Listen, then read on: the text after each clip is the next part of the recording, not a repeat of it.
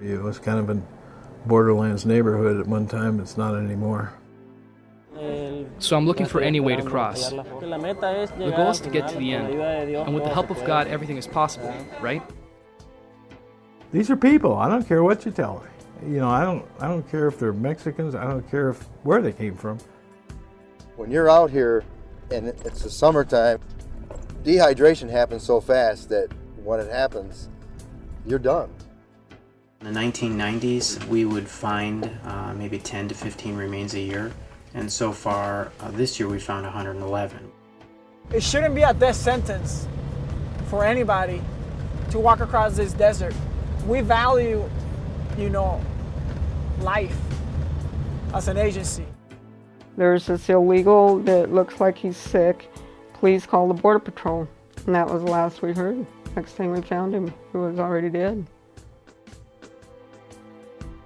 There are currently about 11 million undocumented immigrants living in the U.S. Hundreds die each year while crossing the desert to enter the country. The border is a 362-mile stretch of land fraught with danger.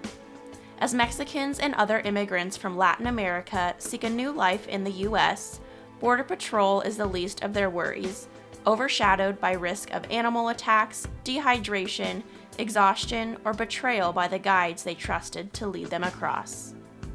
The reasons for crossing vary, sometimes leaving other family members behind. Herman has been traveling from Honduras for more than 4 months to seek a more stable life in the U.S. Well, the truth is, that is my goal, to cross into the United States and work hard for them, to be able to give them a good education, where if I can bring them in the future, I can bring them so they can have a better life, and my parents too. His journey will be dangerous, long, and potentially fatal, yet he, and many others, still choose to cross. Thirst and physical exhaustion are major killers in the unrelenting desert. The land often disorients dehydrated migrants as they trek across the challenging terrain. Samaritans leave water bottles for passing migrants in areas where bodies are often uncovered. However, despite their efforts, migrants still fall due to severe dehydration. Many pass by without seeing the water hidden amongst the shrubs. And even if they find and depart with a water supply, migrants are still unprepared for the desert crossing with only one bottle. Green Valley Samaritan Ricardo Osborne and Harry Smith explain.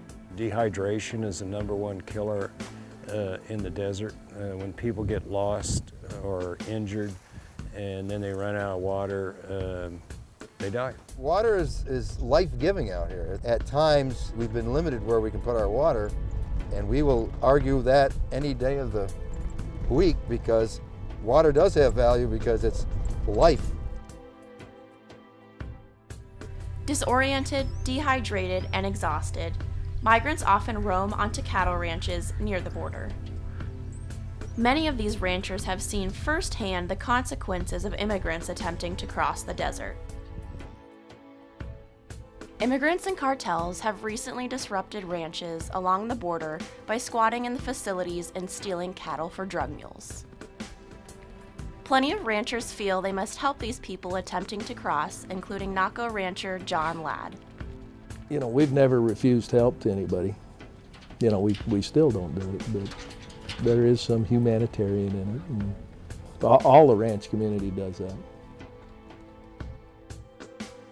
Border Patrol agents' main goal is to protect all people in the desert, American citizens or not. Guides and smugglers can take advantage of desperate migrants, forcing them to help carry the drugs on the journey or otherwise pay a large fee. This can be dangerous for migrants. Tucson border agent Vicente Paco explains. The migrants are seen as a monetary value. They're not seen as a human being. One of the things that they're doing is they're bringing them across saying it's going to be a short walk. Well, if it's a group and somebody gets injured, the smuggler leaves that person to their fate, out there. They're not going to jeopardize their whole load because that's how they're seen. They're seen as a load. You might have, we're going to take you to Phoenix. We're going to walk for a couple of miles, a couple of hours. For whatever reason, something falls out within their plan. So then that jeopardizes the smuggler. Then he just abandons them.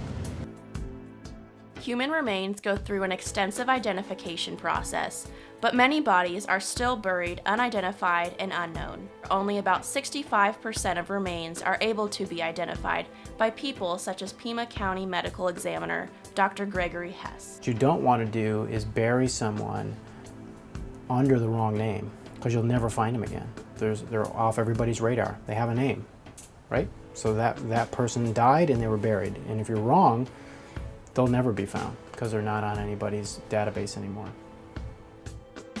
If a body cannot be identified and there is no new information, the coroner's office releases the remains to the county. Labeled as John or Jane Does, they will either be buried in a stacked grave or cremated. While cremation is cheaper, identifying remains after cremation is very difficult unless the DNA is logged. Despite all of these dangers, the places migrants come from are even more dangerous. The risk required to make a better life for their families is worth their own life. I worked in a company. Same as here, the violence is really terrible, and if you make money, you can't have a nice phone because they'll rob it from you. If on Fridays when you get your paycheck and get on the bus, someone will attack you and take it from you. Life is really terrible there. Herman has been stuck in Nogales for a month, bouncing from shelter to shelter. He'll cross soon. Yes, well here the border is very dangerous. Anywhere along the border that you try to cross is very difficult because of the mafia. With confidence in God and waiting for God to give me strength and give us the right moment for us to cross to have what we need in the future.